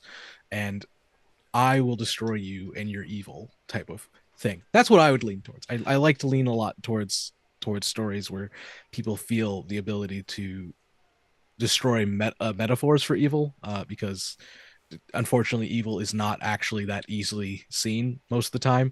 Narratively speaking, it's probably, you get those moments where you can have the bad guy narrate whatever, but rarely in real life do you get to have someone narrate that they're doing something bad before they do it. In this case, I don't have to have a narrator. I can just have some rich dick with a giant machine. When you were looking at the material that was supplied to you from the players, do you think about the value the narrative brings into categories like exploration, action, role play, romance, even the most basic things like they're a defender, they're like, does that affect your understanding of the sheets that they gave you, the backstory sheets? They can. I think so. If we lean in the fusion of mechanics and narrative, I generally see they should complement each other. Some games that's going to be obvious, like what you can do. Landis, it was mentioned that would he came from like a more the lower classes, right, Rara? So he has a skill that he can always do. I would be leaning into whatever that skill is as much as possible to try and highlight. There we go. I mean, it's actually fascinating. You're a bread making, but you have an orchard, and that's ooh, that's nice. That's cute. I like that. But just this thing where you're like constantly leaning into like the hidden talent that people don't know about. But I don't know if that is going to directly deviate from the story I want to tell. Actually, I don't know what Old Gods uses for character creation. Is it kind of a class system? Is it like a playbook system? It's a Monty Cook's Cypher system. Yeah, kind of like playbooks with variations. Yeah. Yep. Yeah. Okay. So, Kinda. So you would have your own, kooky things that you like to do, and I'd probably lean into that as well. But it's not going to be the driving force for the story I want to tell, personally. I know for me, both stories leapt out at me as, and the way I categorize them in my mind, I was just like, oh, this is historical horror. And historical horror has been with me for a very long time, back to when I was 15 and I played Call of Cthulhu for the first time. And, Werewolf Wild West, Vampire of the Victorian Age, Vampire of the Dark Ages. So, like, historical horror has been with me for decades at this point. And I was, like, really excited. And that is what I would probably mine, that's why, when I was talking about Ashley and the plot threads that I had, I brought up Mother Abigail, and I brought up the Union, and I brought up the Railway. fun fact, I am an acquaintance of David, who created Old Gods of Appalachia. I know him through the Society for Creative Anachronism. He used to run a podcast called the Known World Bardcast, and I was the West Coast correspondent. And I knew him through a totally different fandom. And he was just like, well, I'm not going to be doing the Known World Bardcast for a while. I'm going to go do this podcast about Western North Carolina, where I'm from. And I'm like, yeah, do it. And now it is what it's become. So I really, in terms of like category, Zaddy, I would have really just been like, all right, we're going to dig into the history books. We're going to look at what's going on. I'm going to remember the feelings and the emotions that I had when I did live in Western North Carolina and walk on those train tracks after sundown, and just kind of lean into those like specific folkloric horror elements. With Our Brilliant Ruin, I would approach, Rara's character story the similar way that I approach, other more fantastical, like Candela Obscura, where it's like historically inspired, but it's not specifically like our world necessarily.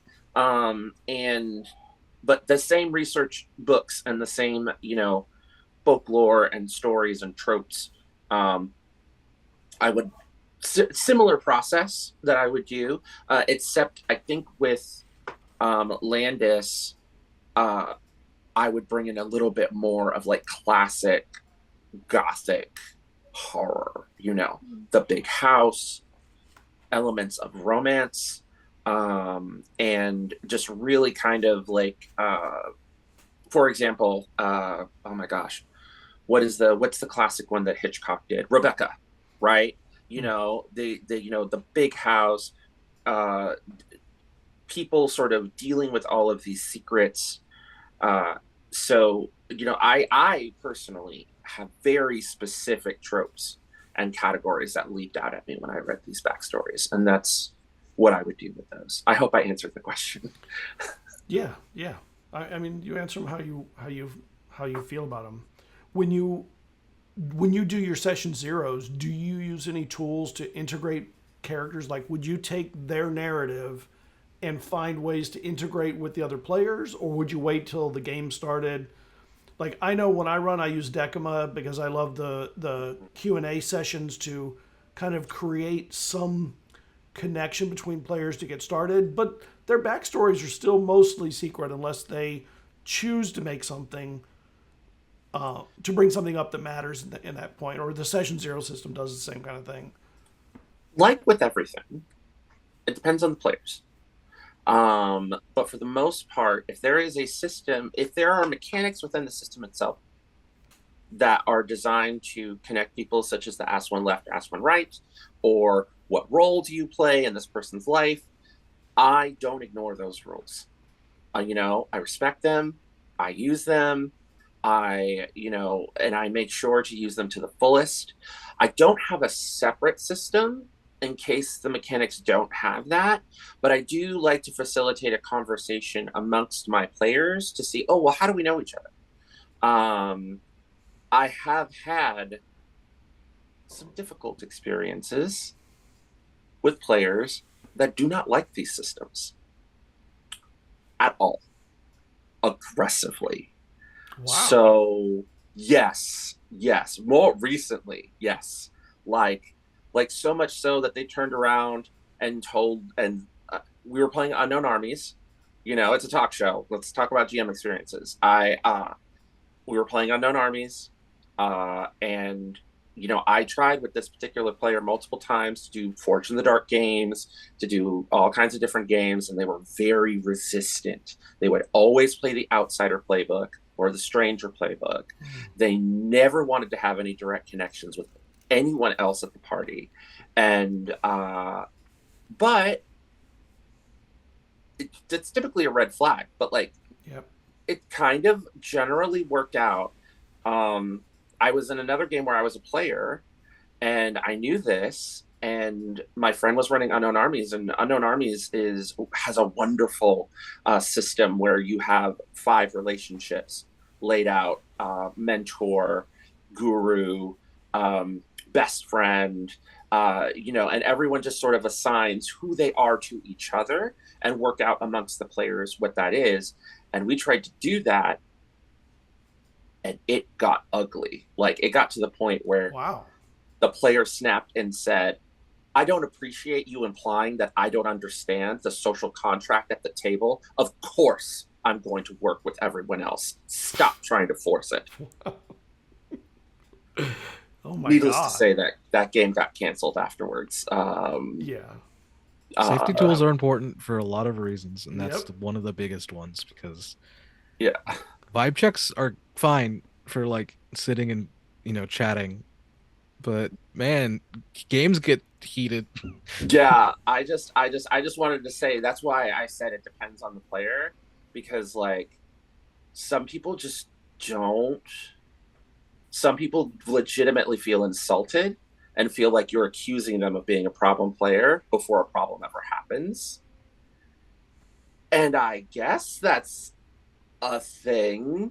It is now. I didn't know it was until now. You play at weird tables, Hector. Hector, we're going to get you just some better tables, all right? Last very long. My GM took me aside and was just like, this feels like a toxic situation, so I'm canceling the game. And I'm like, oh, okay. Like, I just want to play Unknown Armies. But, sorry, I lost track. So, yeah, I don't have, like, a separate system. And maybe I should, Right. I mean, the real question is, do you use tools to, like, would you use tools to pull information from them and connect them, integrate them with the other players? 100%. In fact, when I saw both of them as historical horror, right now I'm brainstorming with some friends because so many great genre-sharing games are coming out. Candela Obscura, Our Brilliant Ruin, Old Gods, that I'm thinking of doing an anthology series with the same villain. And, I was kind of imagining these two characters possibly hopping universes and being at the same table, dealing with the same existential threat that is, threatening both of their, like a multiverse team-up kind of thing. So, yeah. I would definitely like have everybody sit down and like, oh, how do you know each other? How do you connect with the other players? What's the backstory here? Or at the very least, have everybody have some connection to a villain. Maybe they don't know each other, but maybe they all have the same problem. What about the rest of you? Do you like using those kinds of tools? And do you? I'm going to dig back into the narrative with it too. Like, are there things in your backstory, in your narrative, from the GM or the player's perspective, that you think would be especially good for integrating with the other players? Things that would be very easy to feed potentially your party. Yeah, I'll speak a little bit. So, as a general rule for myself, when I GM and as a character, even before hitting session 0, is I think about CATS, the acronym CATS. So your concept, aim, tone, subject matter. Because I feel that sets what the GM expectation is. It lets the players know what they're buying into and to be open to buying into. That's the most important thing at the tables. Everyone's buying into this game, into this theme, tone, and they know they are playing together to see what story comes out. So that's something I consider as both sides when coming into, even before session 0, setting that. I've done Decima with you, Scott, but a lot of tables have not done it. It's just been, if it's in the books, like Hector said, if they have questions, like character questions in the books, we just go over that. If it's an open table thing, or if they want to keep it quiet, I'm like, okay, make that your secret. Just let me know as a GM. Or sometimes even players will be like, if you guys want to message each other while we're going through this, because you're like, I actually want to be, could we be secret siblings? Could we relate in some way like that? Or, and then just let me know. Or if I'm the player, I'm like, let me find out in game. Now I'm trying to remember the rest of your question. Just using tools to integrate. Are there things in your backstory you feel you would want to use to integrate with the other player characters before the game? Yeah, I think it's I think I'm just going back with what I said about cats, is when the GM has that tone set, then I can rely on that for my backstory. So for Ashley in particular, I'm like, we have horror folklore, so I want him to have elements that can suggest that deep horror. Oh, there's weird black scars on him. He has this weird pocket watch. We don't know who his mom is. How why is he even in guilty hole truly? So, which we had ideas percolate here. So I like to leave a lot of those holes when given that context from the GM. In terms of with other players, with Ashley in particular, with him being like that loner outsider, through our session 0, we figured out he became like sort of an older brother to Abe, got friendly with the old man of the town and the other player, and would spend his time with him when the other two guys went to war. So part of it for me as a player in GM is with player integration, even if you are making an outsider character, you still want to have a thread of something that connects you. It could be you share an interesting hobby and, you know, you may not interact with them much, but you respect them. Or you know a distant cousin of theirs maybe. Or, hey, you just happen to both be sitting on a bench and you missed the bus. So what are you going to do? Again, got to live in those quiet moments, and that's where something very interesting can come out. So were there things in your backstories that, I mean, with Logan and Rara, anything in your backstories you felt would be good integrational tools for getting them into the party, or do you not use kind of things like that in your session 0, pre-session 0, whatever? When I'm running something, if we have like under 10 sessions, I'll usually use what comes with the system. Like we're using Apocalypse World right now, and it has some very cool mechanical relationship things that happen. Same with like Thirsty Sword Lesbians and whatnot. If we're doing like sandbox open-ended, I will not use their tools because we have a lot of time and I want the prompts to kind of develop in the story versus before. But I'll ask weird ass questions in session 0. Like, oh, your dad's not around. Have you ever thought about how he failed you or did you fail him? Like, and it'll be almost like a therapy where by the end I'm like, okay, I've got everything I need, and nothing about it is about their job or anything like that in the world. I do a lot more emotional questions for something longer because that's just something I can poke and then a whole story can happen. In this, Landis, I'd say would have quite a bit. Both the spouses could easily be another couple players if you wanted to do that way. Farmers market, another player could run other booths, be other farmers. That gives something for like a threat to take away. Both of his spouses give something for a threat to take away. The fact that that strange aristocrat he looks like recently retired. Why'd that happen? There's a whole arc there. Like somebody could approach, like, I'm in the rebellion. I've been trying to kill your dad. And like, so there's, I mean, and also his most, I'd say, precious thing he has is the trust of the community. So, and to be fair and straightforward. So forcing him to lie, forcing him to like maybe hide something illegal, losing the faith of the community. He's just a bunch of fuses for things to go wrong, or for it to be like touching the tops of wheat plants and making monologues about how she ruined him, and things like that. Landis can go both ways. I think we've already established. For myself, I'm very much like Rara. I will use whatever the game gives me in the beginning. Right now, I'm playing in. Let me get my count right. Yeah, 3 Girl by Moonlight games.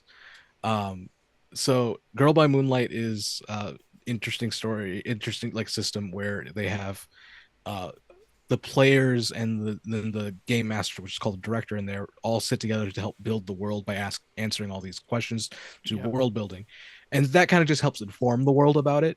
It is also a game that cuts to, imagine you're watching a television series. Hi, you start at season 2. There has been a lot of things that have happened between all the characters. So part of character building is making promises to another character. You make 2 promises, one to a different character each there, and those promises then are sometimes larger than life, something that you can never fulfill, but they kind of establish your relationships between the players there. And I absolutely adore that as a concept because there's I think a lot of moments in games where we start in the, I'm going to use D&D, start in the tavern, like you meet in the tavern, something goes on, you go do a thing. Well, what's my investment? we'll figure that out as we go, which is fine. I think in a long-term game, you can slow burn that as much as you want.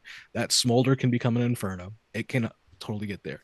But if you're doing something that has a plan like end to it, which actually Girl by Moonlight does, it actually has a system in play where you will get to the final episode. They consider the completion of its cycle system episodes. You'll get there if you don't do your job right, because the bad guy's always pushing you. But they kind of consider like you have done something before to earn your place in this world, but what that was, you decided together, and what your relationships are, you decide between each other. And it's very nice from a system point of view, and as from like a GM point of view of being able to go like, you guys decided what's important. Now I get to play on those things. I get to pull on every string you gave me, partially because the book told you to give them to me, but also now you realize like the stakes are we already did something. What are we going to do next? You know. So I'm going to end with with the only negative question. What in their backstory would you leave out or not touch? Or didn't feel you didn't like you didn't get a good feel for it. Like is there something you're like, I don't know. Is there anything there that I mean, maybe there's nothing. Maybe everything felt good and right, or maybe not. I think so with Ashley, the only thing I probably wouldn't make into anything, because I don't know if it's kind of the story I would want to tell. You mentioned Ashley wanted to join the war, which couldn't because physically unfit, and also recoiled from having his wounds or his scars touched, right? Yeah. Got a bit violent. Yeah, I don't know what I do with that. Personally, it's kind of one of the things where it's like we've introduced something that we're not going to touch, and I guess it's a factoid, but I probably wouldn't lean into it one way or another. On the flip side, Landis is such an open book. I don't think there's any. I think cutting anything would be harmful. There's not a lot for me to cut, and if I did cut anything, I would have so little to work with, which is probably like I like that as a like how open that feels, but otherwise I liked both what I was presented with. I could work very well with what I was given. I could probably get us into at least a 5 session with both these characters, bare minimum. So Hector? I think with Ashley, no, I liked everything. I think even the to offer a friendly counterpoint to my friend Logan, even the war thing, even that I feel like is a secret that I would have revealed. Maybe there's someone in the town is being mean to the character, and Jocelyn, who maybe knows him well, is going to be like, you do realize that he wanted to go. You do realize he is not a coward. He just didn't think it was any of your business. I would that was a scene that popped into my head. So I think it's 5 stars. I think I could run a whole campaign. I could run a run-on-one campaign with that character. Full like 5 sessions, maybe 10, if I really wanted to get into the meat of the history and everything. The only thing I like about Landis is I want more. I want more. I want the person from the market. I would have been like, I would have politely asked, can I have just a little more? Maybe just one more paragraph, with a few more ideas that are just yours, right? Not something we bounced off, but not much else. I agree with Logan. If I cut anything, it would be a disservice to the character, and it would make it really, really difficult for me to like. The only thing I could cut is the thing that fascinated me the most, which is the polyamorous marriage. And I'm not going to do that. That's the thing that's hell no, the most don't touch interesting. That. You know what I mean? See, if I had to cut anything from mine, and if Natalie knows what they would actually cut from their own, I would be so bold to cut out the father being the aristocrat. it would still be part of the world, but not something Landis knows. Mhm. So it would be more of this weird pull where he doesn't understand why it's pulling, Yeah. sort of thing. So more of an undertone than an action. But that would be the only thing, except for maybe like he doesn't bake bread. No, cut out the dad, leave the bread. Some Bread's things- important. Completely Bread's very changes my important. whole pitch, rah. Thanks. Because there could be still a whole story of like living in the fields and like struggling against the ruin and like Mhm. the aristocrats just being this untouchable force the whole series and never actually interact. They're just there to hate. And to see the repercussions of. But I couldn't think of anything else that could even still make it cohesive with it being removed besides that.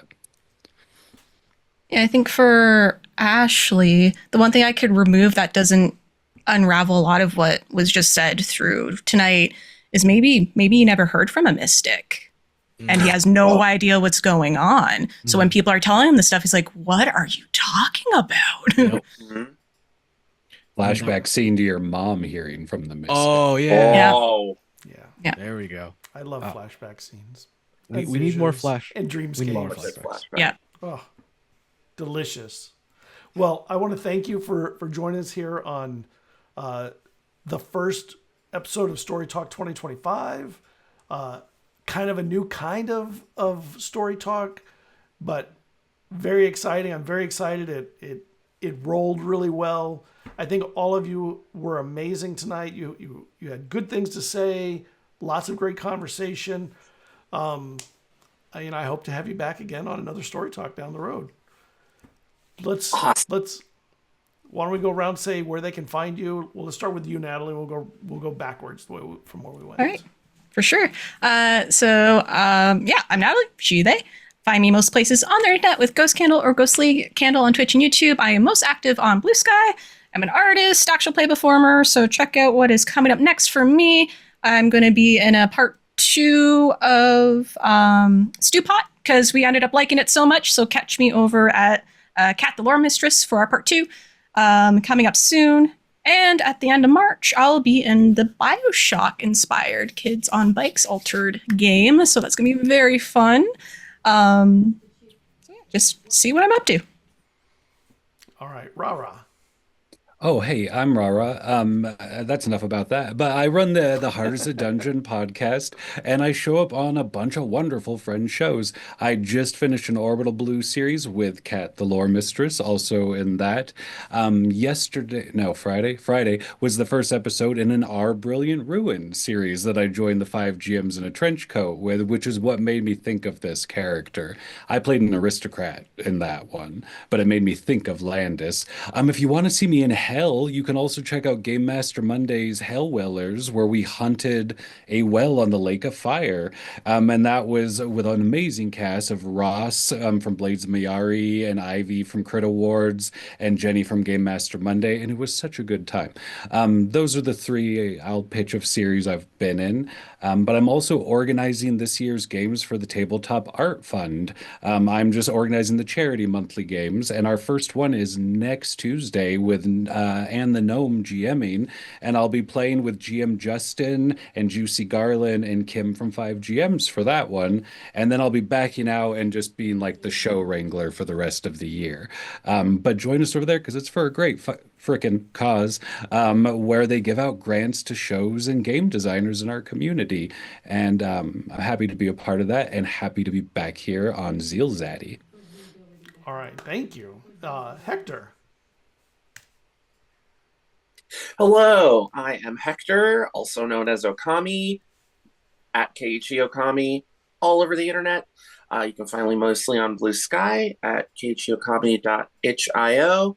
And you can see me typically every other Friday over on Pantsless Tables doing Dark Waters, and Sunday afternoons over at House of Dreams running Wander Home, giving people all of the emotions and all of the feels. Please, on the 28th, tune into Apocalyptic Unlimited Black History Month. We've got a few more games left. We want to reach our goal of 1,500. We're so close. So please donate. Black Girls Rock is an amazing cause, and I'm just going to be doing admin behind the scenes stuff for that until the end of the month. And if you like Wanderhome, there is also this new one. Yes, Ziba's Bed Breakfast. Breakfast. Looks I amazing. brought that home. And my partner's like, what is this? Why is it I so want to big? play it so bad. I want to play it Yeah. so bad. Oh, It's on my list of if I can figure out the right time, I'd like to do that too. Invite me, please. You're invited. All right, Logan. Mute buttons are hard. Hi everyone, my name is Logan. You can find me on the internet as Hollow Orange, either Hollow_Orange or just Hollow Orange. Mostly you'll find me on Bluesky, where I muse about giant robots, magical girls, and tabletop. I am also on a podcast called Bloom and Blight, where I play Wolfsbane, affectionately referred to in my head as Vegeta if he was a twink. And I have realized, as I've said this more and more often, people say Vegeta already is a twink, and I have to correct you. He is a short king. They can be the same thing, but he is not. So,